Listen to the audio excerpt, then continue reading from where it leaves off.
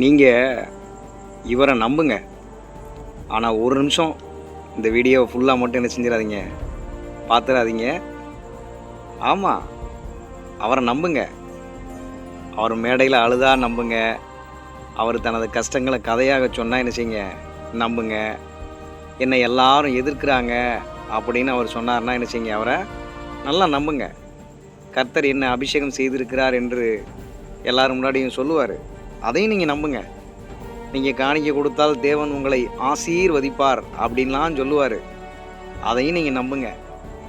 கிருபை இருக்குது, கிரேஸ் இருக்குது, அதனால் நீங்கள் யாரும் என்ன செய்யாதீங்க, கவலைப்படாதீங்க அப்படின்னு கூட சொல்லுவார். நீங்கள் நம்புங்க.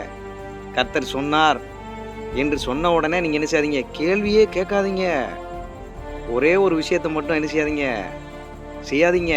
அவருடைய வாழ்க்கையை வேதாகமத்தோடு கூட ஒப்பிட்டு மட்டும் என்ன செஞ்சிடாதீங்க, தயவு செய்து பார்த்துடாதீங்க. ஏன்னா ஒரு ப்ரீச்சர் அவர் ஒரு கண்ணீர் வடித்து அது சொல்லிட்டார் அப்படின்னா நீங்கள் உண்மையான என்ன செஞ்சக்கூடாது, சோதிச்சிடக்கூடாது.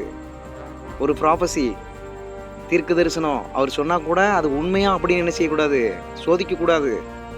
அப்புறம் ப்ராஸ்பரிட்டி அப்படின்னு சொல்லிட்டு சில வார்த்தைகளை உங்ககிட்ட அவர் சொன்னால் அது உண்மையான சுவிசேஷமா அப்படின்னு கூட என்ன செஞ்சிடக்கூடாது, நீங்கள் டெஸ்ட் பண்ணி பார்த்துடக்கூடாது. ஒரு ஆவிக்குரிய ஒரு தலைவனாக இருந்தால் அவனுடைய கேரக்டர் எப்படி இருக்கும் அப்படின்னு கூட என்ன செய்யக்கூடாது, நீங்கள் சோதிக்க கூடாது. அந்த நபருடைய வாழ்க்கையில் ஆவிக்குரிய ஃப்ரூட் இருக்குதா அப்படின்னு என்ன செய்யக்கூடாது, செக் பண்ணிடக்கூடாது. சரிங்களா? அப்போது அது என்ன தெரியுமா, நீங்கள் நமக்கு ஒரு அன்கம்ஃபர்டபுளாக ஒரு ட்ரூத்து உங்களுக்கு தெரிய வரலாம், அல்லது நீங்கள் கேட்கலாம். அபிஷேகம் என்று சொல்லப்படுவது எல்லாமே அங்கீகாரம் கிடையாது. கிரேஸ் என்று சொல்லப்படுவது எல்லாமே காஸ்பல் கிடையாது. ப்ராஃபஸி அப்படின்னு சொல்கிறது கூட எல்லாமே தேவனுடைய வார்த்தை கிடையாது. சிம்பதி அப்படின்னு என்னத்தையாவது ஒன்றை கிரியேட் பண்ணி பேசுனாங்கன்னா அது உண்மையான ரெப்பண்டன்ஸ் என்ன செய்யாது, கிடையாது. அதனால் இன்று நான் சொல்ல போகிற இந்த நீளமான வீடியோ செய்தியை தயவுசெய்து நீங்கள் ஃபுல்லாக பார்த்துடாதீங்க. அப்படி நீங்கள் பார்த்தீங்கன்னா அதை நான் யாரையும் தாக்கிறதுக்காக நான் பேச போகிறதில்ல. ஒரு மனுஷனை பின்பற்றுவதற்கு பதிலாக இயேசுவை எப்படி பின்பற்றணும் அப்படிங்கிற செய்தியை தான் என்ன செய்ய போகிறேன், நான் முழுசாக பேச போகிறேன். மறுபடியும் சொல்கிறேன், இந்த வீடியோ யாரையும் தனிப்பட்ட விதத்தில் தாக்குவதற்காக பேசப்படலை. தயவுசெய்து இந்த வீடியோ நீங்கள் என்ன செய்யாதீங்க, ஃபுல்லாக பார்த்துடாதீங்க. சரிங்களா? ஒரு பிரீச்சர், ஒரு பிரசங்கியார், ஒரு பாஸ்டர் அல்லது ஒரு சொற்பொழிவாற்றவர் அவருடைய வார்த்தையை விட அவருடைய வாழ்க்கையில் இருக்கக்கூடிய நம்மெல்லாம் சொல்லுவோம்ல ஆவிக்குரிய கனி அது எப்படி இருக்குது அப்படின்னு சொல்லிட்டு என்ன செய்யணும், கொஞ்சம் பரிசோதிக்கணும். ஒரு ஃபேமிலி அல்லது ஒரு குடும்பம் ஸ்பிரிச்சுவல் மேனிப்புலேஷன்லேருந்து எப்படி பாதுகாக்கப்படுவது அப்படிங்கிறத என்ன செய்யணும், நம்ம கொஞ்சம் சிந்திக்கணும்.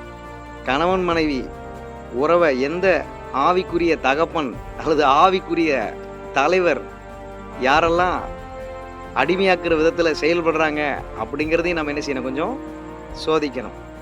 கிறிஸ்துவுக்குள்ள கல்யாணங்கிறது ஒரு பெரிய உடன்படிக்கையாக எப்படி கட்டப்படுவது அதையும் குறித்து என்ன செய்யணும், கொஞ்சம் யோசிக்கணும். இது எல்லாம் வேதாகமத்திலிருந்து நாம் இந்த வீடியோவில் என்ன செய்ய போகிறோம், பார்க்க போகிறோம்.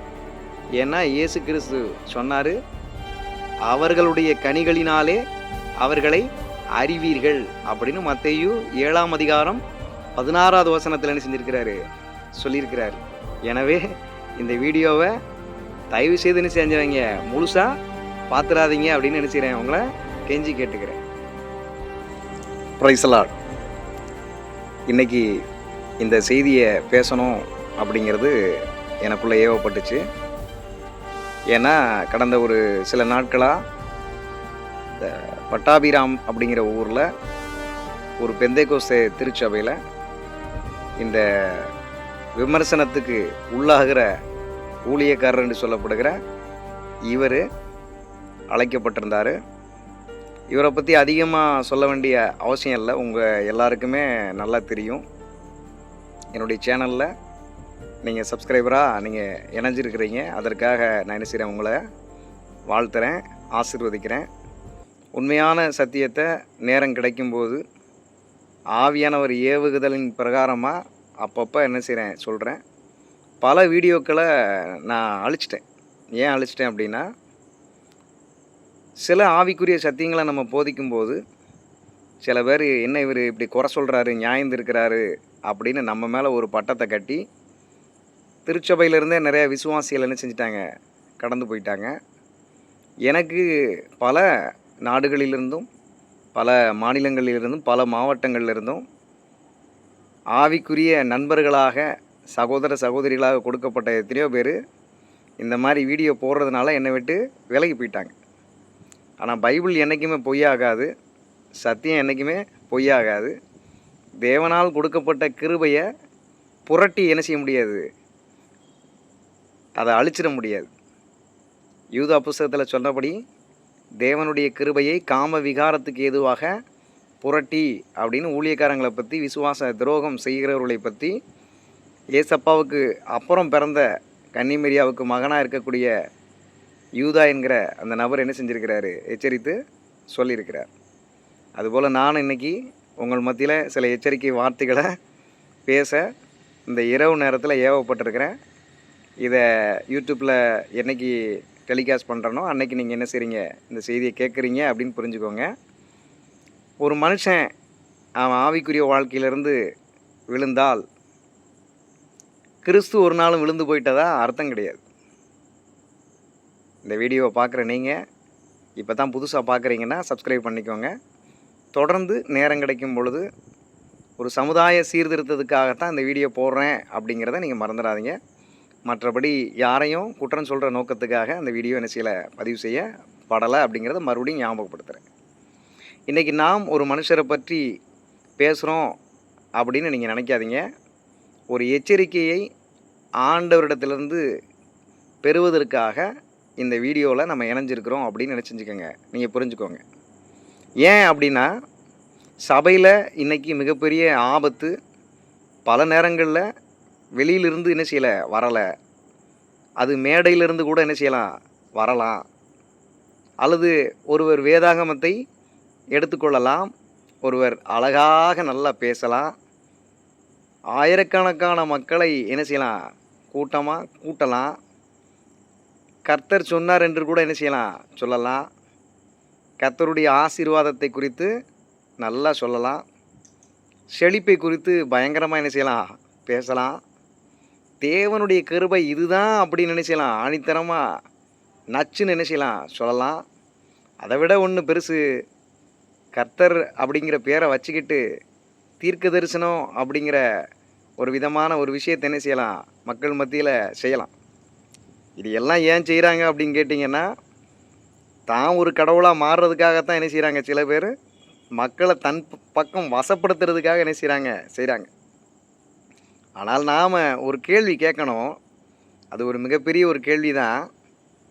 இப்படிப்பட்ட நபர்கள் பேசுவது என்ன, அவர் எப்படி வாழ்கிறார் அப்படிங்கிறத தான் நம்ம என்ன செய்யணும், கேள்வியாக கேட்கணும். யார் வேணால் என்ன வேணால் பேசலாம், பேசுகிறதுக்கு பஞ்சமே இல்லை.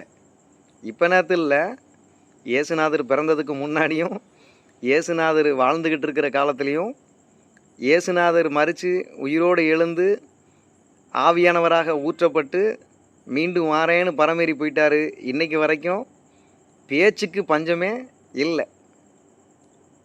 அப்போது என்ன எதிர்பார்க்கணும், அது என்ன கேள்வி அப்படின்னா, பேசுவது என்னங்கிறத சோதிக்கிறத விட அவர் எப்படி வாழ்கிறாரு பேசுகிறவர் அப்படிங்கிறத நம்ம என்ன செய்யணும், கேட்கணும் கேள்வியாக. இயேசு சொன்னார், அதை தான் அப்போ தான் நான் சொன்னேன், மத்தேயு 7:16 படி அவர்களுடைய கனிகளினாலே அவர்களை அறிவீர்கள். பேசுகிறதுனால ஒரு நபர் நல்லவர் அப்படின்னு என்ன செய்யக்கூடாது, தீர்மானிச்சிடக்கூடாது. நல்லா பாடுறாரு அப்படிங்கிறதுனால தீர்மானிச்சிடக்கூடாது. நல்ல சுவிசேஷம் சொல்கிறாரு அப்படிங்கிறதுனால ஒரு ஆள் நல்லவர் அப்படின்னு நினச்சிக்கூடாது, தீர்மானிச்சிடக்கூடாது. நல்ல ஆசீர்வாதங்கள் பெற்றிருக்கிறாரு, நல்லா கார் வச்சுருக்கிறாரு, நல்லா ஜுவல்லரிலாம் கழுத்தில் மாட்டிக்கிறாரு அப்படிங்கிறதுனால இவங்க நல்லவங்க அப்படின்னு நினச்சிடக்கூடாது, தீர்மானம் செய்திடக்கூடாது. இயேசு சொன்னார், கனிகளினால் மட்டும்தான் ஒரு ஆள் பரிசுத்தமானா நீதிமானா அப்படின்னு என்ன செஞ்சுக்கணும், கண்டுகொள்ள வேண்டும் என்று என்ன செஞ்சிருக்கிறாரு, சொல்லியிருக்கிறார்.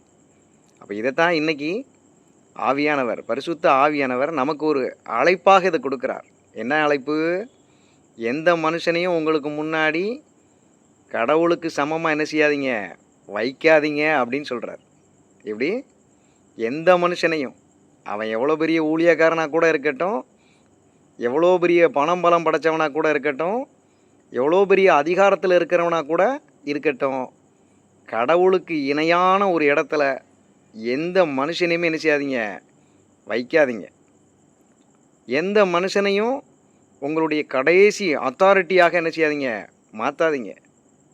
நமக்கு இயேசுநாதர் மட்டும் போதும், இயேசுவை மட்டும் நம்ம என்ன செய்யணும், பின்தொடர வேண்டும், அவரை தான் பின்பற்றணும் அப்படின்னு மட்டும் என்ன செஞ்சுக்கோங்க, புரிஞ்சுக்கோங்க. இப்போ இங்கே இந்த ஊழியக்காரருடைய வீழ்ச்சியிலிருந்து நாம் சில பாடங்களை கற்றுக்கொள்ள வேண்டும். ஏன்னா இவர் ஒரு ஊழியக்காரர், இவருடைய வாழ்க்கை சில போதனைகளை நமக்கு பண்ணியிருக்கு. ஒரு ஊழியக்காரன் எப்படி இருக்கணும், ஒரு ஊழியக்காரன் எப்படி இருக்கக்கூடாது, குடும்ப வாழ்க்கையிலிருந்து, ஊழியத்தில் இருந்து, சமுதாய மத்தியில் இருக்கிறதுலேருந்து, எல்லா விஷயத்துலேயும் இவருக்குள்ளேருந்து ஒரு சில பாடம் நமக்கு என்ன செய்யுது, இருக்குது. அதனால் இந்த வீடியோ கொஞ்சம் நீளமாக தான் போகும். தயவுசெய்து தொடர்ந்து இந்த வீடியோவை கடைசி வரைக்கும் என்ன செய்யுங்க, பார்க்காதீங்க. பார்த்துட்டிங்கன்னா நீங்கள் உண்மையான விசுவாசியாக ஆண்டவருக்கு மாறிடுவீங்க. அதனால் நீங்கள் என்ன செய்யாதீங்க, கடைசி வரைக்கும் பார்க்காதீங்க.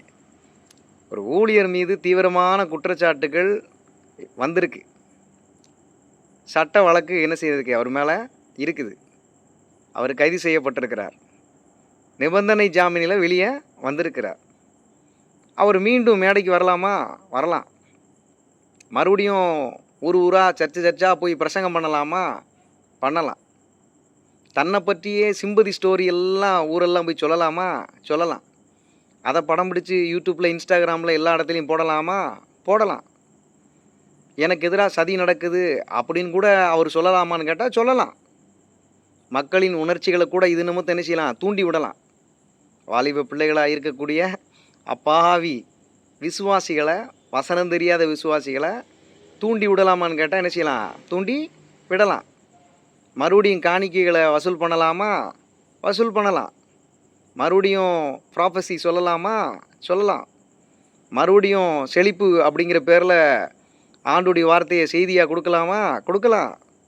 தேவனுடைய கிருபையை பற்றி பேசலாமா? பேசலாம். ஆனால் அன்பான சகோதர சகோதரிகளே, ஆண்டவருக்கு மகிமையான விசுவாசிகளாக இருக்கிறவங்களே, நல்லா புரிஞ்சுக்கோங்க.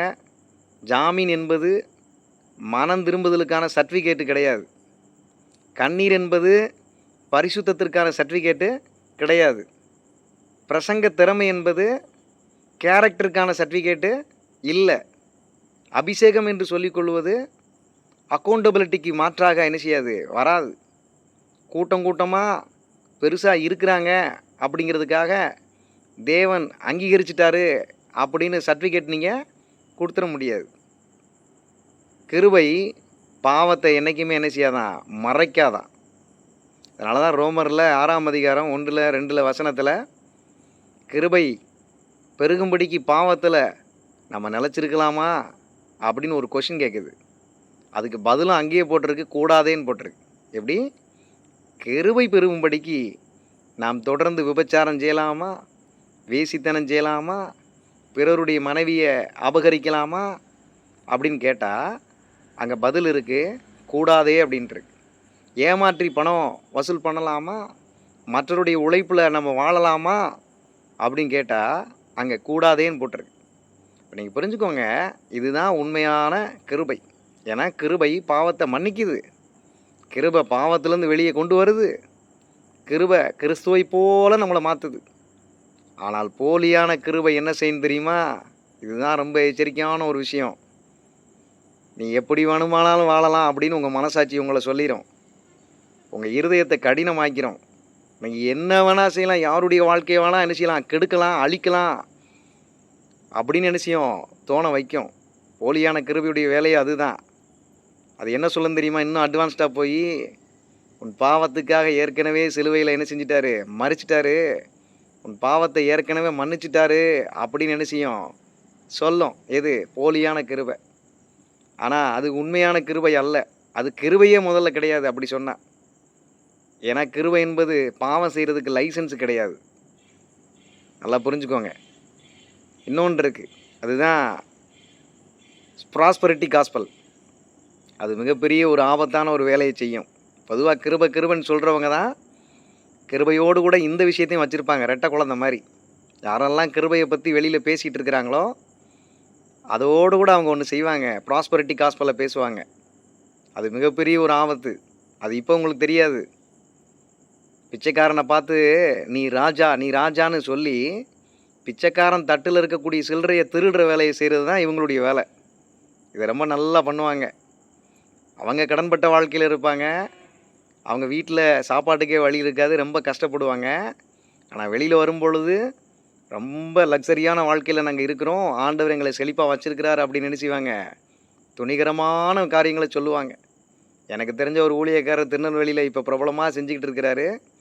அவருடைய வாழ்க்கையில் கோடிக்கணக்கான ரூபாய் கடனில் இருக்குது. கடனில் இருந்துக்கிட்டே தான் அவர் என்ன செய்கிறாரு, இந்த செழிப்பின்னு ஒன்று பேசி அவருடைய கடன் இஎம்ஐயை, அந்த மாதம் மாதம் கட்டக்கூடிய இஎம்ஐயை அடைக்கிறதுக்காகவே நீங்கள் ஆண்டவருக்கு விதைன்னு சொல்கிற பேரில் என்கிட்ட காசை கொடு, என்கிட்ட காசு கொடு, உனக்கு பணம் வரும், என்கிட்ட காசை விதை, உனக்கு என்ன செய்யும், காசு வரும் அப்படின்னு நினைச்சிறாங்க சொல்கிறாங்க. இப்போ வேதாகமம் நம்ம கையில் வச்சுருக்கிறோம். அது ஆசீர்வாதத்துக்கு ஒரு நாளும் எதிர் ஆனது அல்ல. தேவன் ஆசீர்வதிக்கிறார், அதில் எந்த மாற்றம் இல்லை. ஆனால் சுவிசேஷத்தை என்கிட்ட கொடு, உனக்கு பணம் வரும் அப்படின்னு மாற்றக்கூடாது. இயேசு என்னை பின்பற்றி என்று தான் சொன்னார். அவர் சொல்கிறாரு, என்னை பின்பற்றினால் நீ பணக்காரன் ஆகிவிடுவாய் அப்படின்னு நினைச்சல சொல்லலை. ஆனால் இன்றைக்கி இருக்கக்கூடிய அந்த ப்ராஸ்பரிட்டி காஸ்பலனுடைய மையம் என்ன தெரியுமா, என்னை பின்பற்றினால் நீ பணக்காரன் ஆகி விடுவாய். இதுதான் அந்த ப்ராஸ்பரிட்டி காஸ்பலுக்குள் மறைஞ்சிருக்கிற ஒரு பயங்கரமான ஆபத்தான ஒரு விஷயம். ஊழியக்காரனாக இருக்கிறவனை நீங்கள் பின்பற்றி போனீங்கன்னா நீங்கள் பணக்காரனாகிடுவீங்க. இயேசுவை விட இவங்க உங்களை பணக்காரனாக மாற்றக்கூடிய ஏஜெண்டுகளாக என்ன செய்கிறாங்க, செயல்பட்டுக்கிட்டு இருக்கிறாங்க. அப்படிப்பட்ட வழியில் அதை இருக்கிறவர் தான் இந்த மாதிரி ஒரு ஆள். அப்போ இன்றைக்கி சில ஊழியர்கள் மக்களின் பயத்தை, ஆசையை, குடும்ப பிரச்சனைகளை, பண தேவைகளை, எதிர்காலத்தை குறித்த அச்சத்தை, இதையெல்லாம் பயன்படுத்தி என்ன பண்ணுறாங்க, காணிக்கைகளை பெற முயற்சி செய்கிறாங்க. அப்போ இதை என்ன செய்யணும் அப்படின்னு கேட்டிங்கன்னா, கிறிஸ்துவின் சரீரமாக இருக்கக்கூடிய சபையாகிய மக்கள் என்ன செய்யணும், தட்டி கேட்கணும். இந்த மெசேஜ் என்னை கிறிஸ்துவிடம் கொண்டு செல்கிறதா அல்லது ஊழியக்காரங்கிட்டேயே என்னை அடிமையாக வச்சுருக்குதா அப்படிங்கிற கேள்வி என்ன செய்யணும், உங்கள் இருதயத்தில் கேட்கணும். நீங்கள் ஊழியக்காரனை தட்டி கேட்கணும் அப்படின்னு சொல்லும் பொழுது உங்களுக்குள்ளே இருக்கிறவர் ஆவியானவர். அப்போ பரிசுத்த ஆவியானவர் உங்களை இந்த சத்தியம் பேசும் பொழுது, இந்த சத்தியம் உண்மையிலேயே என்னை கிறிஸ்துவிடம் கொண்டு செல்லுகிறதா, இயேசுவைத்தான் நான் பின்பற்றுறேனா அல்லது ஊழியக்காரனை பின்பற்றுறதுக்கு என் ஆத்துமா அடிமையாயிருச்சா அப்படின்னு என்ன செய்யணும், சிந்திக்கணும். அப்புறம் இன்னொன்று இருக்குது, அது என்னன்னு கேட்டிங்கன்னா ஃபால்ஸ் ப்ராபஸி, தவறான தீர்க்க தரிசனம். ஒவ்வொரு வார்த்தையை அவங்க சொல்லும் பொழுது கர்த்தர் சொன்னார் என்பது தேவனுடைய வார்த்தை அல்ல. எதையாவது ஒன்று சொல்லிவிட்டு கடைசியாக கர்த்தர் சொன்னார் அப்படின்னு சொல்கிறது தீர்க்க தரிசனம் கிடையாது. அதை சொல்லுகிறவன் தீர்க்க தரிசியும் கிடையாது. 1 யோவான் 4:1 ஆவிகளை சோதித்து பாருங்கள் அப்படின்னு சொல்லப்பட்டிருக்கு. அதனால தான் நான் உங்களுக்கு சொல்கிறேன், எந்த ஆவின்னு டெஸ்ட் பண்ணுங்கள். அவங்க பேசுகிற வார்த்தை அது என்ன வார்த்தைன்னு டெஸ்ட் பண்ணுங்கள். அவங்களுக்குள்ளே இருக்கக்கூடிய ஆவிக்குரிய கனி என்னங்கிறத என்ன செய்யுங்க, டெஸ்ட் பண்ணுங்கள்.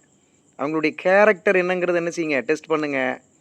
கர்த்தர் சொன்னார்னு சொல்கிற வார்த்தையை பிடிச்சிக்கிட்டு நம்பி என்ன செய்யாதீங்க, ஏமாந்து போயிடாதீங்க. எத்தனையோ வாலிப பிள்ளைகள் ஏமாந்துட்டாங்க. எத்தனையோ நல்ல கணவன்மாருக்கு மனைவியாக இருக்கக்கூடியவங்க இயேசுவை நம்புகிறேன்ற பேரில் இந்த தீர்க்கதரிசிகள்கிட்ட போய் வாழ்க்கையை ஏமாந்துருக்குறாங்க. வாழ்க்கை சீரழிஞ்சு போயிருக்கு. எத்தனையோ பேர் என்ன செஞ்சுருக்கிறாங்க, கணவன் மனைவி சண்டையில் பிரிஞ்சு வாழ்கிறாங்க. அதனால தான் மறுபடியும் சொல்கிறேன், ஒரு ப்ராப்பசி அப்படின்னு சொல்லிட்டாருன்னா அவருடைய வாழ்க்கையை முதல்ல சோதிக்கணும் அப்படிங்கிறத என்ன செய்யாதீங்க, மறந்துடாதீங்க. வாழ்க்கையை சோதித்து பாருங்கள், கனிகளினாலே அறிந்து கொள்வீர்கள் என்று என்ன செஞ்சுருக்கிறார் இயேசுவானவர் சொல்லியிருக்கிறார். அப்போ இதில் உங்களுக்கு மிகப்பெரிய ஒரு எச்சரிக்கை நான் சொல்கிறேன். ஒரு ஆவிக்குரிய தலைவன் உங்கள் குடும்பத்துக்குள்ளே ஒரு நாள் என்ன செய்யக்கூடாது, ஒரு மெம்பராக உள்ளே வந்துடவே கூடாது. சொல்லுவாங்க உங்கள் வீட்டு பிள்ளைன்னு. மதுரையில் இருக்கக்கூடிய ஒரு நபர் அப்படி தான் சொன்னார் ஒரு பிரசங்கத்தில், நான் உங்கள் வீட்டு பிள்ளை அப்படின்னாரு. யார்? தவறான போலி கிருபைன்னு சொல்கிற உபதேசத்துக்குள்ளே இருக்கிறவரும், தவறான தீர்க்க தரிசனங்களை சொல்லுகிறவரும், தவறான பணம் வருது இது வருது அப்படின்னு சொல்கிற ஒரு நபர் இருக்கார் பார்த்தீங்களா, அவர் இப்படி தான் சொன்னார், நான் உங்கள் வீட்டு பிள்ளை அப்படின்ட்டு. அதுக்கு ஒரு சினிமா பாட்டையும் பாடி பிரசங்கமாக வேறு என்ன செஞ்சார். மறுபடியும் சொல்கிறேன், யாராச்சும் ஒரு நபரை நீங்கள் ஆவிக்குரிய தலைவன்னு நினச்சிக்கிட்டு உங்கள் குடும்பத்துக்குள்ளே என்ன செய்யாதீங்க, கொண்டு வந்துடாதீங்க. உங்களுக்கு முதல்ல தெரியாது, கொஞ்ச நாள் கழித்து தான் தெரியும். அவனே மிகப்பெரிய சாத்தானாக இருந்து உங்கள் குடும்பத்தை கெடுத்துக்கிட்டு இருப்பான். உங்களுக்குள்ளே பிரிவினையை உண்டு பண்ணிடுவான். கணவன் மனைவியை பிரிச்சிடுவான். பெற்றோர் பிள்ளைகளை செஞ்சுருவாங்க, பிரிச்சிருவாங்க. சேலத்தில் ஒரு நபர் இருக்கிறாரு, அவர் கொஞ்சம் வித்தியாசமாக உபதேசம் பண்ணுறவர். அவர் என்ன பண்ணாருன்னா, ஒரு குடும்பத்தில் ஒரு வாலிப ஒரு பையன் கல்யாண வயசில் இருந்து பிறகு நல்ல ஒரு வேலை கிடச்சி மிகப்பெரிய ஒரு சம்பளத்தில் வேலை செஞ்சுக்கிட்டு இருந்த நபரை இவங்க வசியம் பண்ணி இந்த மாதிரியான போலி கிருபைக்கு அடிமையாக்கி, போலி தீர்க்க தரிசனத்துக்கு அடிமையாக்கி, போலி ஆராதனைகளுக்கு அடிமையாக்கி முழு வருமானங்களை என்ன செஞ்சாச்சு, சரி பிடிச்சாச்சு. அடிமையாயிட்டாப்புல. கல்யாணம் பண்ணி வச்சாங்க. கல்யாணம் பண்ணி வச்சா என்ன செய்ய முடியல, வாழ முடியல. காரணம் பாவம். கிருபை எப்படி வேணாலும் உனக்கு அனுமதிக்குது, கிருபை உன்னை மன்னிக்குது, ஆண்டவர் உன்னை மன்னிச்சிட்டாரு, நீ எப்படி வேணாலும் இருக்கலாம் அப்படின்னு சொன்னதுனால, தொடர்ந்த ஒரு பாவத்துக்கே அடிமையானதுனால கணவன் மனைவி உறவில் என்ன செஞ்சிருச்சு, பிரிவினை வந்துருச்சு, சண்டை வந்துருச்சு, டிவோர்ஸ் வரைக்கும் என்ன செஞ்சுட்டாங்க, போயிட்டாங்க. அப்புறம் அவரை தனிமைப்படுத்தி சரியான சத்தியங்களை போதிச்சு இன்றைக்கி கணவன் மனைவியாக நல்லா இருக்கிறாங்க. அந்த அடிப்படையில் இந்த வார்த்தையை சொல்கிறேன்.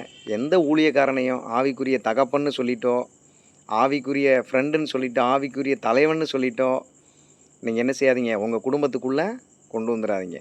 உங்கள் குடும்பத்தில் கணவன் மனைவி உறவு, ஒரு பிரசங்கியார் அந்த கணவன் மனைவி உறவை ஒரு ப்ளே கிரவுண்டாக என்ன செஞ்சுருவார், அவர் நினச்சிக்கிடுவார், நல்லா விளையாடலாம் அப்படின்ட்டு. அதனால் உங்கள் மனைவி உங்கள் ஸ்பிரிச்சுவல் லீடரினுடைய ப்ரைவேட் என்ன செஞ்சிடும், பொசஷனாக மாறிடும். உங்கள் குடும்ப ரகசியங்கள் ஒரு ஊழியம் செய்கிறவனுடைய அதிகாரத்தை வளர்க்கும் கருவியாக என்ன செஞ்சிடும், மாறிடும். உங்கள் கிட்டே இருக்கக்கூடிய பணம் அவனுடைய தனிப்பட்ட லைஃப் ஸ்டைலை உருவாக்குவதற்கான ஒரு முடிவில்லாத சோர்ஸாக என்ன செஞ்சிடும், மாறிடும். நீங்கள் வைக்கிற நம்பிக்கை ஒரு மனுஷனுடைய ஒப்படைக்கப்பட வேண்டிய ஒரு கருவி கிடையாது. உங்கள் நம்பிக்கையுடைய மையம் இயேசுவாக தான் இருக்கணும். உங்கள் நம்பிக்கையே நீங்கள் இயேசுக்கிட்ட தான் கொடுக்கணும். அதனால் கணவனே, இந்த செய்தியை யாராச்சும் கேட்குற திருமணமான கணவனாக இருந்தீங்கன்னா, உங்கள் மனைவியை நீங்கள் என்ன செய்யணும், இப்படிப்பட்ட நபர்கிட்ட இருந்து முதல்ல என்ன செய்யணும், பாதுகாப்பாக வச்சுக்கிடணும். எபேசியரில் சொல்லலையா 5ஆம் அதிகாரம் 25ஆம் வசனத்தில், கிறிஸ்து சபையில் அன்பு கூர்ந்து தம்மை தாமே அதற்காக ஒப்பு கொடுத்தது போல புருஷர்களே உங்கள் மனைவிகளில் என்ன செய்யுங்க, அன்பு கூறுங்க அப்படின்னு சொல்லப்பட்டிருக்கு. அதனால் இந்த செய்தியை கேட்குற கணவனே, உங்கள் மனைவி உங்களுக்கு போட்டியாளர் கிடையாது. அதை முதல்ல என்ன செஞ்சுருங்க, புரிஞ்சுக்கோங்க. உங்கள் மனைவி உங்கள் மினிஸ்ட்ரிக்கு தடையும் அல்ல. உங்கள் மனைவி தேவன் உங்களுக்கு கொடுத்த உடன்படிக்கையின் கூட்டாளி. நல்லா புரிஞ்சுக்கணும், உடன்படிக்கையின் கூட்டாளி. அதாவது நம்ம ஆங்கிலத்தில் சொன்னோம்னா கவர்னன்ட் பார்ட்னர்னு சொல்லுவாங்க. அதனால் மனைவியை மதிக்கணும், மனைவியை பாதுகாக்கணும், மனைவி சொல்கிறத கேட்கணும், மனைவிக்கிட்ட அன்பு செய்யணும், மனைவியை ஆவிக்குரிய வழியில் என்ன செய்யணும், வழி நடத்தணும், ஆவிக்குரிய கண்காணிப்பையும் நீங்கள் என்ன செய்யணும். மனைவியினுடைய டிக்னிட்டியை என்ன செய்யணும், நீங்கள் பாதுகாக்கணும். ஒரு உண்மையான கணவன் தன் மனைவியை என்ன செய்ய மாட்டான், ஒரு நாளும் பயன்படுத்த மாட்டான், அதாவது யூஸ் பண்ண மாட்டான். தன்னுடைய விஷயங்களுக்காக மட்டும் யூஸ் பண்ணிவிட்டு விட்டுறவன் மாதிரி இல்லை. ஒரு உண்மையான கணவன் தன் மனைவியை பாதுகாப்பான். யார்கிட்ட இருந்துன்னா, தவறான நபர்கள்கிட்ட இருந்து. அப்போ மனைவிக்கும் ஒரு ஆலோசனை இருக்குது. இந்த செய்தி யாராச்சும் பெண்கள் நீங்கள் கேட்டிங்கன்னா, நீங்கள் திருமணமான ஒரு மனைவியாக இருந்தீங்கன்னா, அல்லது இனிமேல் திருமணம் ஆக போகுது அப்படின்னா, உங்கள் கணவனை நீங்கள் மதிக்கணும், கிறிஸ்துவோடு கூட இணைந்து என்ன செய்யணும், நடக்கணும். எபேசியரில் சொல்லலையா, அதே எபேசியரில் 5ஆம் அதிகாரம் 33 சொல்லியிருக்கு, மனைவி தன் புருஷனிடத்தில் பயபக்தியாக இருக்க கடவுள் அப்படின்னு சொல்லப்பட்டிருக்கு. இதன் அர்த்தம் பயத்தில் வாழ்வதல்ல, கீழ்ப்படிஞ்சிருங்க அப்படின்னு சொல்கிறது நீங்கள் பயந்து வாழ்கிறதுக்காக இல்லை. உங்கள் கணவருக்கு நீங்கள் என்ன செய்யணும், ஹானர் பண்ணணும். உங்கள் கணவனுக்கு நீங்கள் என்ன செய்யணும், ரெஸ்பெக்ட் கொடுக்கணும். உங்கள் கணவன் யார் அப்படின்னா, ஒரு உடன்படிக்கை செய்யப்பட்ட ஒரு நபர். கணவன் மனைவி இருவரும் என்ன செய்யணுமா, கிறிஸ்துவுக்கு சொந்தமானவர்கள் அப்படிங்கிறத முதல்ல என்ன செஞ்சிடணும், மைண்டில் வச்சுக்கிடணும். அடுத்து ஒன்று இருக்குது. ஒரு குடும்பத்தினுடைய பாதுகாப்பு எங்கே அப்படின்னு நீங்கள் யோசிக்கணும். ஒரு குடும்பத்தினுடைய பாதுகாப்பு பெரிய ஊழியக்காரங்கிட்ட கிடையாது, பெரிய ஊழியத்துலேயும் கிடையாது, பெரிய கான்ஃபரன்ஸ் மீட்டிங்கில் கிடையாது, பெரிய ப்ராப்பர்சி கூட்டம் நடக்கும் பார்த்தீங்களா, அங்கேயும் இல்லை. பெரிய காணிக்கை நீங்கள் கொடுக்கறதுனால உங்கள் குடும்பம் அப்படி பாதுகாப்பாக இருக்கும் அப்படின்னு நினச்சிங்கன்னா கிடையாது. இதெல்லாம் நீங்கள் செய்கிறதுக்காக அல்லது இதெல்லாம் தேடி ஓடுறதுனால உங்கள் குடும்பம் பாதுகாப்பாக இருக்குமானா கிடையாது. சமாரிய ஸ்திரீ ஆண்டவரை அவங்க ஆராதிக்கிற விஷயத்தை குறித்து இயேசுவானவர் மனுஷனாக வந்திருக்கும்போது சொல்கிறாரு, உங்கள் முன்னோர்கள் எல்லாமே நீங்கள் மலைகள்லையும் குன்றுகள்லையும் நீங்கள் ஆராதிச்சிங்க அப்படின்னு.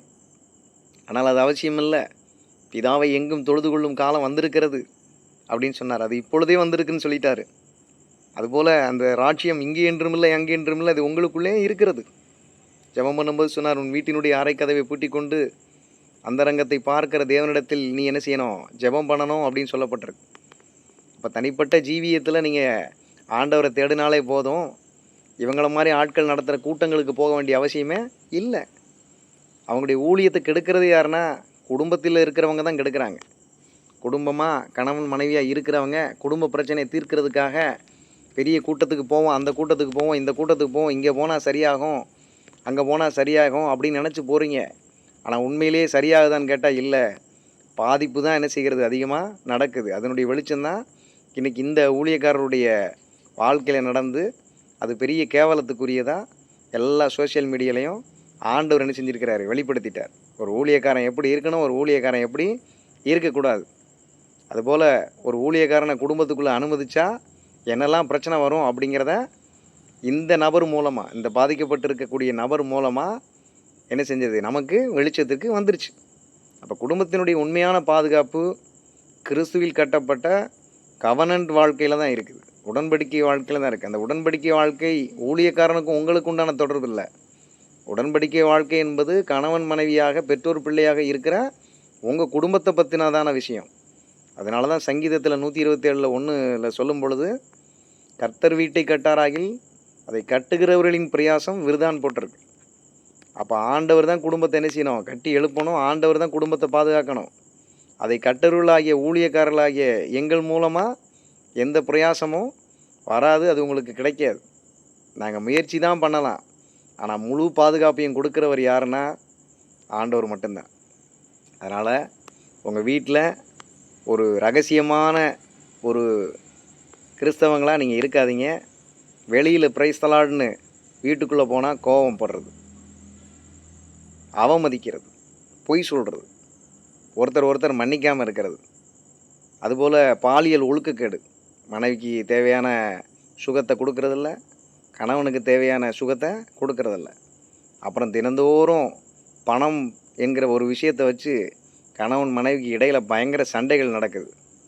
அப்புறம் மறைமுகமான உறவு நடக்குது, தவறான உறவு, கள்ளத்தொடர்பு, அதாவது வேசித்தனம், விபச்சாரம் கூட சொல்லிக்கோங்க. ரெட்டை வாழ்க்கை, வெளியே ஒரு வாழ்க்கை, உள்ள ஒரு வாழ்க்கை. இது கிறிஸ்டியானிட்டி கிடையாது. சர்ச்சில் இருப்பது மட்டும் போதாதுங்க, கூட்டத்துக்கு தேடி தேடி அங்கே போகிறேன் இங்கே போகிறேன்னு ஓடுறதுனால மட்டும் இல்லைங்க. கிறிஸ்துவ வீட்டுக்குள்ளே இருக்கணுங்க. நம்ம வீட்டுக்குள்ளே கிறிஸ்து இருக்கணும், கிறிஸ்துவுக்குள்ளே நம்ம வீடு இருக்கணும், நம்மளுடைய குடும்பம் இருக்கணும். உங்கள் குழந்தைகள் உங்கள் ப்ரீச்சிங்கை விட உங்கள் மேரேஜை அதிகமாக பார்க்குறாங்க அப்படிங்கிறத மறந்துடக்கூடாது. இது யாருக்குன்னா பாதிக்கப்பட்ட அந்த ஊழியக்காரருக்கும் பாதிக்கப்பட்ட விசுவாசிகளாக இருக்கிற உங்களுக்காக வந்து அந்த வார்த்தை. பாதிக்கப்பட்டிருக்கிற ஊழியக்காரருக்கு ஒரு மகன் இருக்கிறாப்புல, அந்த மகன் நீங்கள் என்ன ப்ரீச் பண்ணுறீங்க அப்படிங்கிறத பார்க்க மாட்டார். அப்பாவும் அம்மாவும் எப்படி வாழ்கிறீங்க அப்படிங்கிறத தான் பார்ப்பார். விசுவாசிகளுக்கு அதுதான். நீங்கள் என்ன பிரசங்கம் கேட்குறீங்க அப்படிங்கிறது பிரச்சனை இல்லை.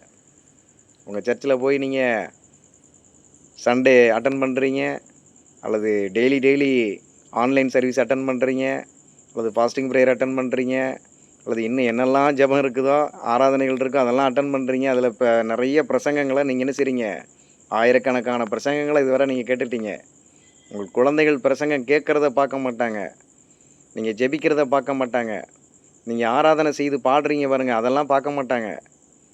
கணவன் மனைவியாக குடும்ப வாழ்க்கையில் நீங்கள் எப்படி வாழ்கிறீங்க அப்படிங்கிறத தான் அவங்க பார்த்து என்ன செய்வாங்க, தன் மனதில் பதித்து கொள்வாங்க.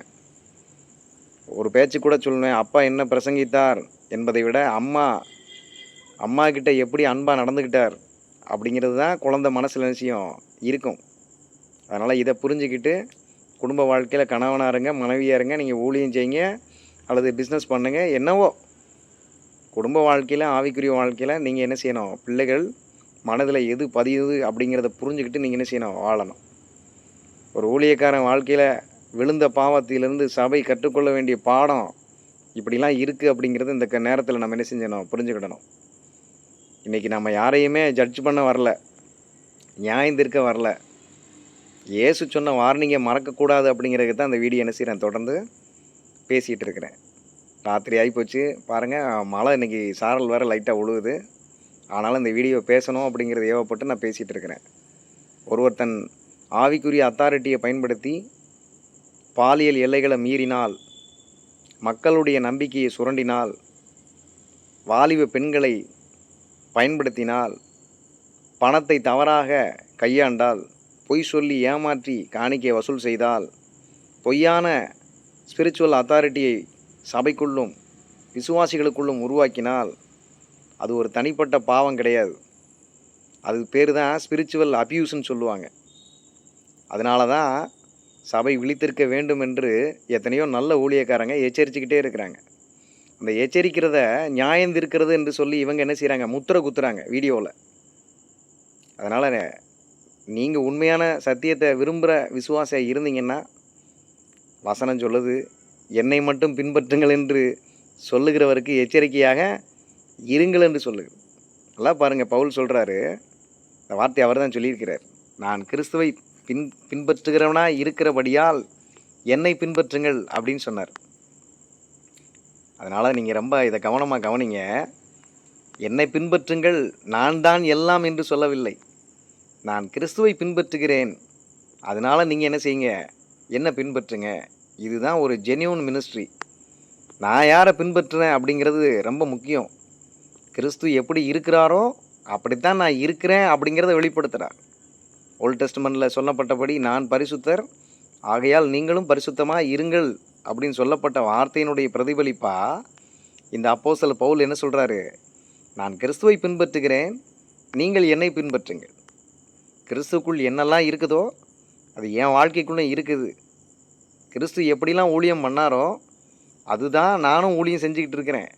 இதை நீங்கள் பாருங்கள், நீங்கள் பார்த்து என்ன செய்யுங்க, பின்பற்றுங்க அப்படின்னு சொன்னார். ஆனால் இன்றைக்கி இருக்கிற இந்த ஊழியக்காரர் என்னை பின்பற்று அப்படின்னு சொல்லிட்டு என்ன செய்கிறாரு, யூடியூப்பில் என்ன செய்கிறாரு, சப்ஸ்கிரைபர்ஸ் ஃபாலோவர்ஸ் என்ன செய்கிறாரு, உருவாக்குறார். எதுக்குன்னா தொடர்ந்து பணம், பொருள், உல்லாசமான வாழ்க்கைக்காகத்தான், வேறு ஒன்றுத்துக்காக கிடையாது. அதனால் நம்ம என்ன புரிஞ்சுக்கணுன்னா, இயேசு தான் முதல்ல. இதுதான் ஒரு ஃபேமிலி கவர்னன்ட்டினுடைய உண்மையான ஒரு விஷயம். இன்றைக்கி உங்கள் வீட்டில் ஒரு உடன்படிக்கை செய்யுங்க. கணவன் சொல்லணும், என் வீட்டின் தலைவர் நான் அல்ல, கிறிஸ்து தான் சொல்லணும். குடும்பத்தில் மனைவி சொல்லணும், என் வாழ்க்கையின் ஆண்டவர் இயேசுன்னு சொல்லணும். கணவனும் மனைவி 2 பேரும் சேர்ந்து என்ன சொல்லணும்னா, எங்கள் திருமண வாழ்க்கையினுடைய மையம் இயேசுன்னு சொல்லணும். அதை குழந்தைகளிடம் எப்படி சொல்லணும், எங்கள் குடும்பம் எந்த மனுஷனையும் என்ன செய்யாது, விக்கிரகமாக மாற்றாது அப்படின்னு சொல்லணும். என்ன சொல்லணும், ஆவிக்குரிய கணவனாக மனைவியாக பெற்றோராக இருக்கிற நீங்கள் உங்கள் பிள்ளைகள்கிட்ட என்ன சொல்லணும்னா, நம்ம குடும்பம் எந்த மனுஷனையும் ஏசப்பாவுக்கு கொடுக்குற இடத்த என்ன செய்யக்கூடாது, கொடுக்க கூடாது அப்படின்னு சொல்லி பழகணும். அப்போ தான் அவங்க பிள்ளைகளுக்கு சொல்லி கொடுப்பாங்க, இயேசு தான் முதல்ல தேவை, எந்த மனுஷனும் நமக்கு தேவை இல்லை அப்படிங்கிறத என்ன செய்வாங்க, சந்ததி சந்ததியாக சொல்லி இயேசுவை மட்டுமே நம்பி இயேசுவை போல் பரிசுத்தமாக என்ன செய்வாங்க, வாழ்வாங்க. இயேசுவை போல் பரிசுத்தமாக வாழ்ந்தாலே அது ஒரு மிகப்பெரிய ஒரு ஆசீர்வாதம். இப்போ ஒரு அப்போஸ்தல ஒரு பகுத்தறிவு என்ன அப்படின்னு கேட்டிங்கன்னா, ஒரு 5 வகையான ஃபில்டர் போட்டுன்னு என்ன செய்யணும், உங்கள் வாழ்க்கையை நீங்கள் என்ன செய்யணும், ஃபில்டர் பண்ணணும். ஒருவர் உங்களுடைய ஆவிக்குரிய இன்ஃப்ளூயன்ஸாக வர்றதுக்கு முன்னாடியே நீங்கள் ஒரு 5 கேள்வியை கேட்கணும். அதில் என்னென்னா, முதல் ஃபில்ட்ரு கிறிஸ்து. உங்கள்கிட்ட வரக்கூடிய அந்த நபர் உங்களை ஆவிக்குரிய இன்ஃப்ளூயன்சராக உங்கள் முன்னாடி வந்து நின்னார் அப்படின்னா, அதாவது உங்களை ஆவிக்குரிய இன்ஃப்ளூயன்ஸ் பண்ணுறதுக்காக அவர் வந்திருக்கிறார். ஆவிக்குரிய விஷயங்களுக்காக, தேவனுடைய சித்தத்தை செய்து முடிக்கிறதுக்காக ஒரு நபர் வரார்னா, அவர் கிறிஸ்துவை உயர்த்துகிறாரா, தன்னை உயர்த்துகிறாரா? இந்த கேள்வியை நீங்கள் என்ன செய்யணும், கேட்டு பரிசோதித்து பார்த்துக்கங்க. 2வது ஃபில்டர் என்னென்னா கேரக்டர்.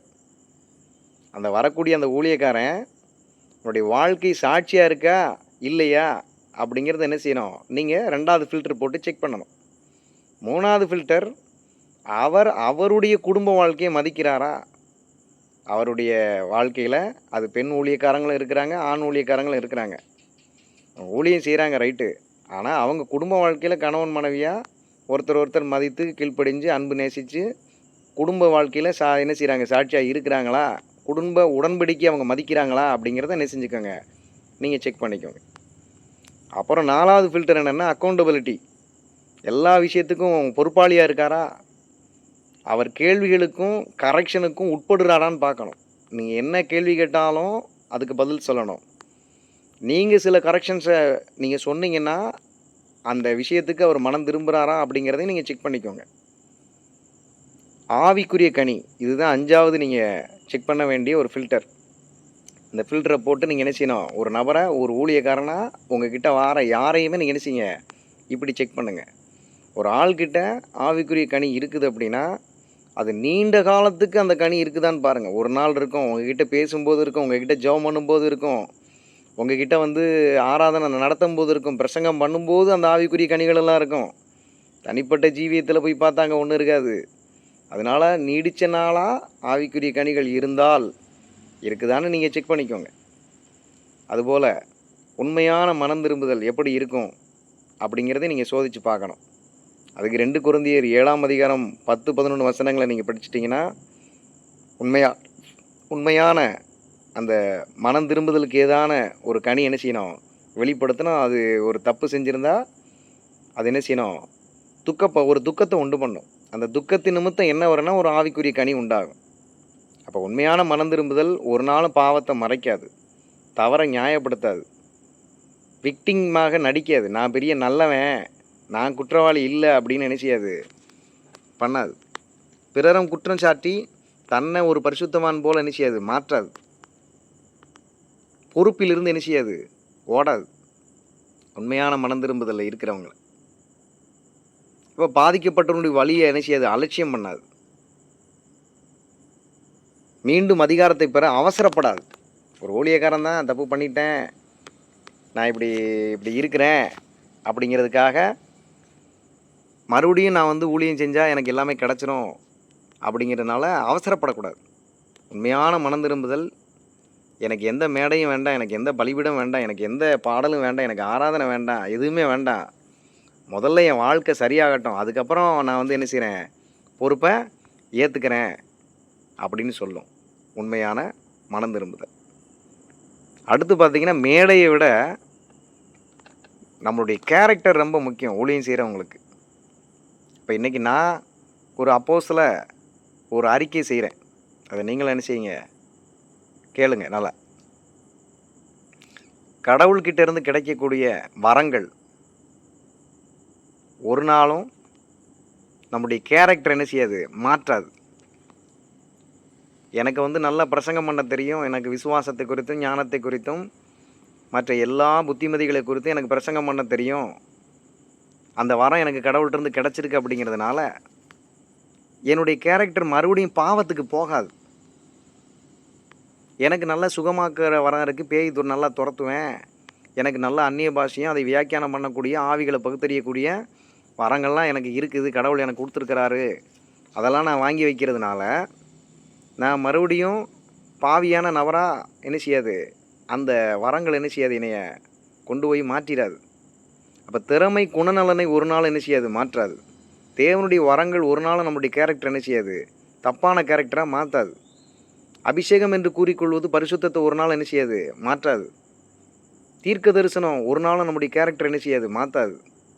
மியூசிக் மினிஸ்ட்ரி ஒரு நாளும் பரிசுத்தத்தை என்ன செய்யாது, பாவமாக மாற்றாது. கூட்டமாக விசுவாசிகள் இருக்கிறாங்க, நம்முடைய இன்டெகிரிட்டி என்ன செய்யாது, அது ஒரு நாளும் மாற்றாது. பணம், ரைச்சியஸ்னஸ், நம்முடைய நீதி என்ன செய்யாது, மாற்றாது. அப்போ கடவுள் எப்போதுமே பார்க்குற ஒரே ஒரு விஷயம் கேரக்டர் தான்.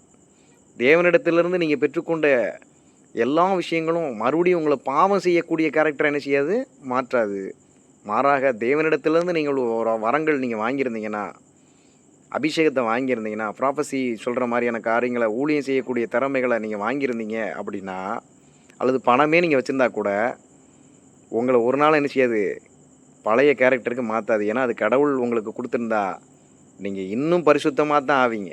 ஒரு நாளும் நீங்கள் என்ன செய்ய மாட்டீங்க, பாவத்துக்கு போக மாட்டீங்க. அப்போ இங்கே இந்த நபர் வந்து முழுக்க முழுக்க முழுக்க இப்படி தவறான நபராக இருக்கிறார்னா, இவர் பெற்றுக்கொண்ட அபிஷேகம், பெற்றுக்கொண்ட வரங்கள், பெற்றுக்கொண்ட எல்லாமே ஒரு கேள்விக்குறியாக இருக்குங்கிறத நம்ம என்ன செஞ்சுக்கணும், புரிஞ்சுக்கணும். உங்கள் குடும்பத்தில் இன்னையிலேருந்து எழுப்புதல் ஆரம்பிக்கட்டும் அப்படின்னு நான் விரும்புகிறேன். இதை கேட்குற நீங்கள் நிச்சயமாக ஆம் என்று என்ன செய்யுங்க, ஏற்றுக்கொள்ளுங்க. திருச்சபையில் எழுப்புதல் வரணும் அப்படின்னு நம்ம சொல்கிறோம். ஆனால் முதல்ல பெட்ரூமில் இருந்து தான் என்ன செய்யணும், ரிவைவல் வரணும். கணவன் மனைவியாக இவங்க வாழ்கிறாங்க. இந்த வாழ்கிற இந்த கணவன் மனைவி ஆவிக்குரிய பிள்ளைகளாக இருக்கிறபடினால இவங்களுடைய கணவன் மனைவியினுடைய அந்த காரியங்களில் எழுப்புதல் என்ன செய்யணும், முதல்ல வரணும்னு நம்ம என்ன செய்கிறோம், விரும்புகிறோம். அது எங்கேருந்து வரணும் அப்படின்னு கேட்டிங்கன்னா, பெட்ரூம்லேருந்து தான் வரணும், டைனிங் ஹால்லேருந்து வரணும். கணவன் மனைவி உறவில் பழகிற பழக்கத்திலேருந்து என்ன செய்யணும், எழுப்புதல் வரணும். அவங்க பெற்றெடுத்திருக்கிற குழந்தைகள், அந்த குழந்தைகளுடைய வாழ்க்கையிலேருந்து என்ன செய்யணும், எழுப்புதல் வர வேண்டும். குடும்ப ஜபத்தில் என்ன செய்யணும், எழுப்புதல் வரணும். அப்பா பைபிள் திறக்கணும், அம்மா ஜெபிக்கணும், குழந்தைகள் வசனத்தை என்ன செய்யணும், கற்றுக்கொள்ளணும். கணவன் மனைவியை மதிக்கணும், மனைவி கணவனை மதிக்கணும். இருவரும் சேர்ந்து இயேசுவை என்ன செய்யணும், பின்பற்றணும். இதை பார்க்குற பிள்ளைகளும் என்ன செய்யும், எழுப்புதலின் பிள்ளைகளாக இயேசுவை பின்பற்றுவார்கள். எந்த மனுஷனையும் இவன் தாண்டா என் ஹீரோ, இவன் தாண்டா என் ஸ்பிரிச்சுவல் லீடர், இவன் தாண்டா எங்கள் அண்ணன், ஆவிக்குரிய தலைவன் அப்படின்லாம் என்ன செய்ய மாட்டாங்க. அவங்க தவறான வழியில் போக மாட்டாங்க. சாகிற வரைக்கும், சாவே வந்தால் கூட யோபுவை சொன்னது போல், தானியல் சகோதரர்கள் சொன்னது போல், இயேசு தான் எங்களுக்கு அப்படின்னு என்ன செய்வாங்க, உண்மையாக இருப்பாங்க. அப்போ நான் எந்த மனுஷனையும் என் ஆண்டவராக மாற்ற மாட்டேன் அப்படின்னு நினச்சின்னு ஒரு தீர்மானத்தை எடுக்கணும். அப்போ இதை கேட்குற ஆண்டுடைய சபையாக இருக்கக்கூடிய விசுவாச சகோதர சகோதரிகளாக இருக்கிற நீங்கள் ஒரு டிக்ளரேஷன், ஒரு அறிக்கை நீங்கள் கண்டிப்பாக பண்ணணும். இயேசு தான் என் ஆண்டவர் சொல்லுங்கள். மறுபடியும் சொல்கிறேன், இயேசு தான் ஆண்டவர். எந்த பிரசங்கியாரும் என் ஆண்டவர் அல்ல. எந்த ப்ராஃபஸி சொல்கிற ப்ராப்பர்ட்டும் எனக்கு ஆண்டவர் அல்ல. எந்த அப்போஸ்தலரும் என் ஆண்டவர் அல்ல. எந்த மினிஸ்ட்ரி பிராண்டும் என் ஆண்டவர் அல்ல. இயேசு கிறிஸ்து ஒருவர் மட்டும்தான் என் தெய்வம், என் ஆண்டவர், என் ரட்சகர், என் மீட்பர், எனக்கு எல்லாமே அவர் இருக்கார் அப்படின்னு நம்ம என்ன செய்யணும், சொல்லணும். அதனால் உங்கள் குடும்பத்திற்காக நான் ஒரு ப்ராப்பர்ட்டி டிக்ளரேஷன் என்ன செய்கிறேன். இயேசு நாமத்தில் இந்த செய்தியை முழுசாக இப்போ வரைக்கும் நீங்கள் கேட்டுக்கிட்டு இருந்தீங்கன்னா, உங்கள் வீட்டில் இருக்கக்கூடிய குழப்பங்கள் இனி இருக்காது. உங்கள் ஊழியத்தில் இருக்கக்கூடிய குழப்பங்கள் இனி இருக்காது. உங்கள் திருமண பந்தம்னு சொல்லப்படுற கணவன் மனைவி உறவுக்கு இடையில் அந்நிய குரல்கள், இந்த ஊழியக்காரர் மாதிரியான அந்நிய குரல்களுக்கு இடம் இருக்காது. உங்கள் குடும்பத்தினுடைய கதவு யாரும் என்ன செய்ய முடியாது, மேனிப்புலேட் பண்ணி ஆவிக்குரிய கதவை என்ன செய்ய முடியாது, மூட முடியாது. உங்கள் மனசு ஃபால்ஸ் ப்ராஃபஸியால் கட்டுப்படுத்த முடியாது. உங்கள் வீடு ஆவிக்குரிய செழிப்புன்னு சொல்லிட்டு என்னெல்லாம் இருக்குதோ அது மூலமாக மட்டும்தான் என்ன செய்யும், நடத்தப்படும். தவறான செழிப்பு அப்படின்னு சொல்லப்படுற உலக ஆசீர்வாதங்களால் என்ன செய்யாது, கட்டப்பட முடியாது. இயேசு நாமத்தினால உங்கள் வீடு கிரேஸ் அஃபிஷியலில் என்ன செய்யாது, விழாது. உண்மையான கிருபையில் என்ன செய்யும், உங்கள் வீடு நிலைத்திருக்கும். உங்கள் குடும்பம் கிறிஸ்துவின் வார்த்தையால் கட்டப்படும். உங்கள் கணவன் மனைவி உடன்படிக்கை என்ன செய்யும், பலப்படும்.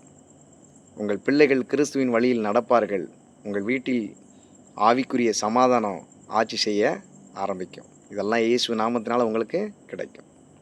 அது மட்டும் இல்லை, ஒரு அப்போஸ்தல நடவடிக்கை ஒன்று இருக்குது. அது உங்களுக்கு தெரியும். நீளமாக அந்த வீடியோ செய்தியை பேசினாலும் நிச்சயமாக இதில் அர்த்தங்கள் உண்டு.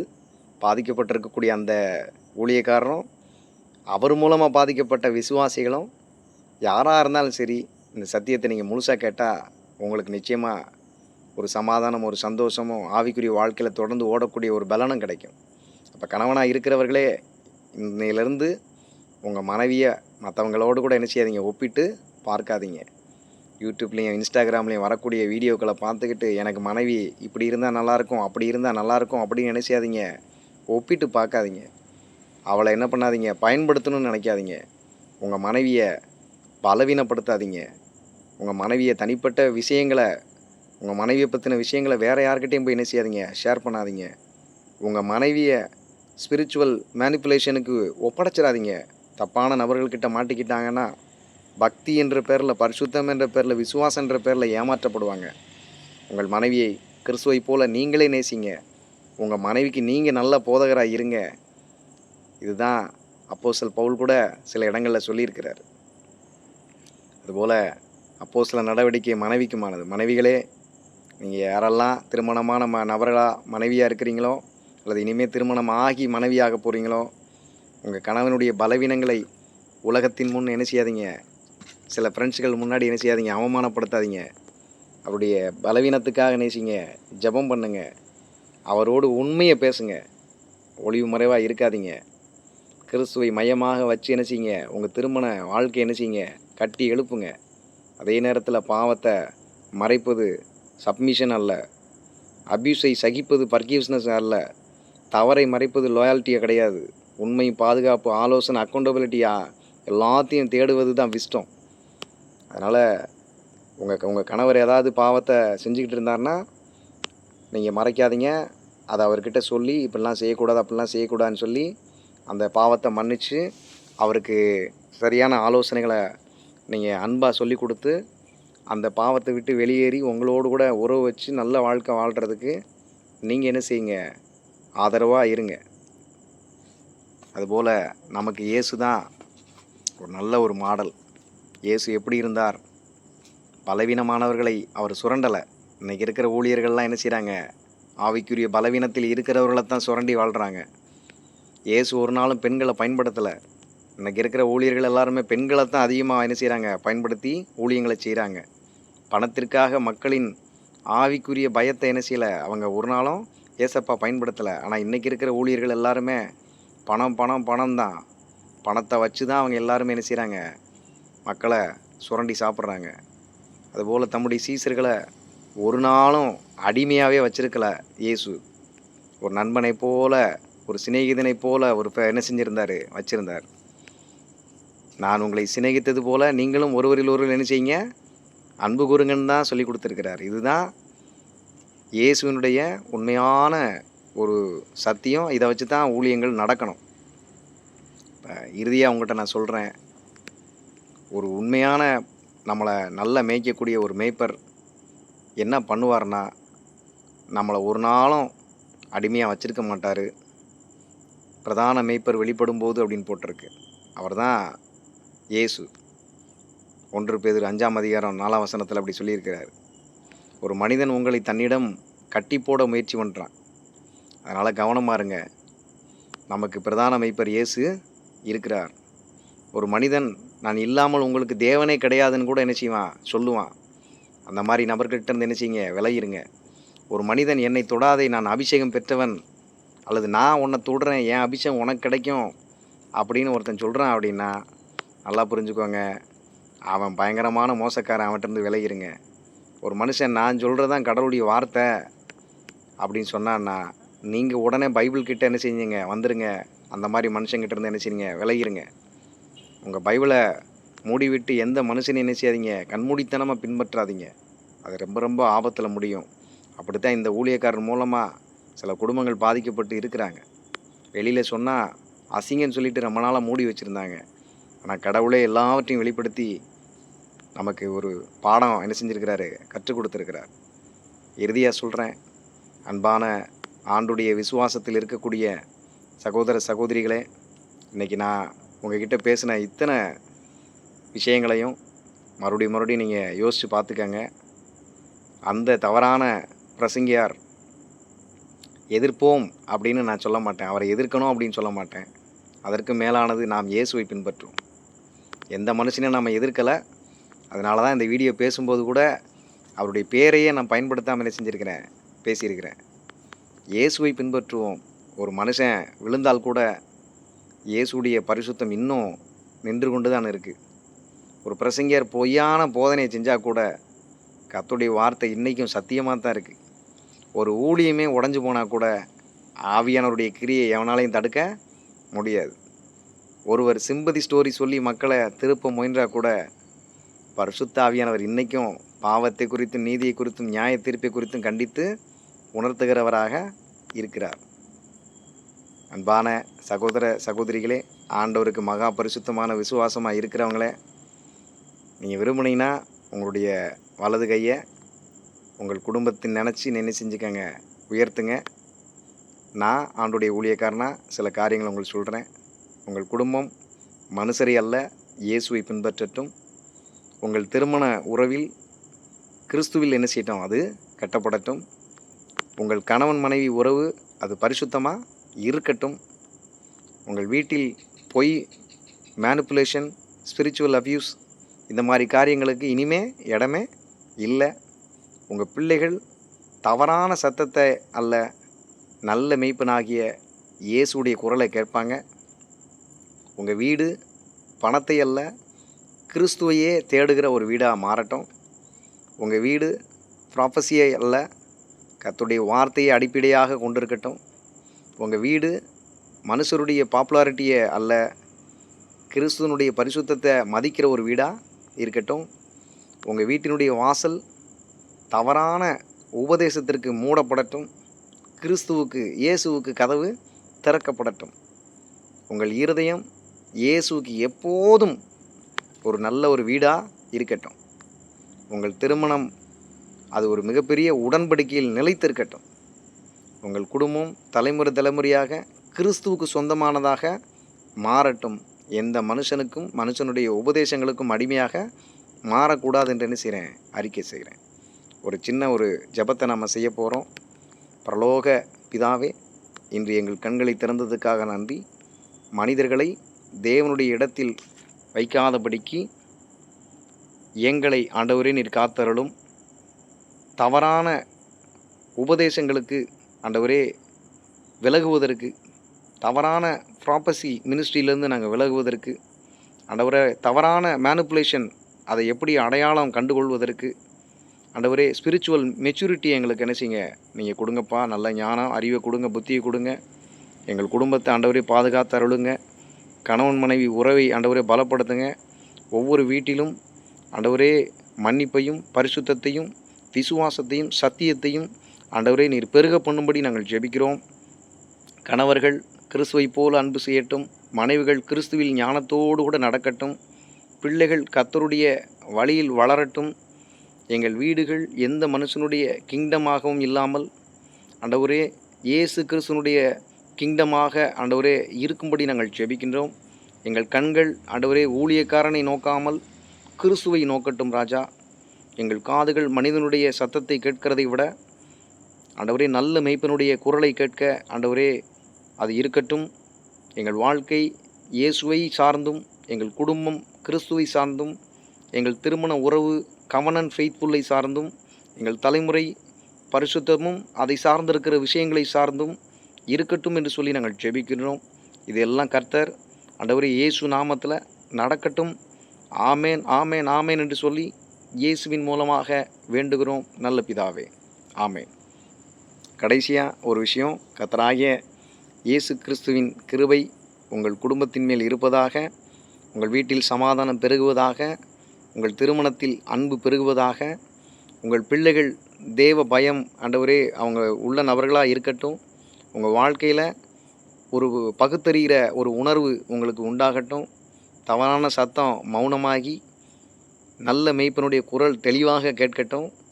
உங்கள் குடும்பம் எந்த மனுஷனுடைய மினிஸ்ட்ரியும் விட கிறிஸ்துவின் சத்தியத்தில் ஆழமாக வேரூன்றட்டும். நீங்கள் விழாமல் நிற்கணும். நீங்கள் ஏமாறாமல் இருக்கணும். நீங்கள் குடும்பத்தில் பரிசுத்தமாக வாழணும். நீங்கள் தலைமுறை தலைமுறையாக கிறிஸ்துவை பின்பற்றணும். பரிசுத்த ஆவியானவர் உங்களை வழிநடத்துவாராக இயேசுவின் நாமத்தில். ஆமேன் ஆமேன் ஆமேன். நன்றி. கடைசி வரை இந்த வீடியோவை பார்த்த உங்கள் அனைவருக்கும் நன்றி. இதை உங்களுடைய நண்பர்கள்கிட்ட என்ன செய்யுங்க, ஷேர் பண்ணுங்கள். உங்கள் ஃப்ரெண்ட்ஸ்கிட்ட ஷேர் பண்ணுங்கள். யாரெல்லாம் ஊழியக்காரனுக்கு அடிமையாக இருக்கிறாங்களோ, மனுஷனுக்கு அடிமையாக இருக்கிறாங்களோ, ஏசப்பாவுடைய பிள்ளையாக இயேசுவினுக்கு கீழ்ப்படிஞ்சு நடக்கிற ஃப்ரெண்ட்ஸ் குடும்பம் யாராச்சும் இருந்தாங்கன்னா அவங்களுக்கு இந்த வீடியோ அனுப்புங்க. நன்றி.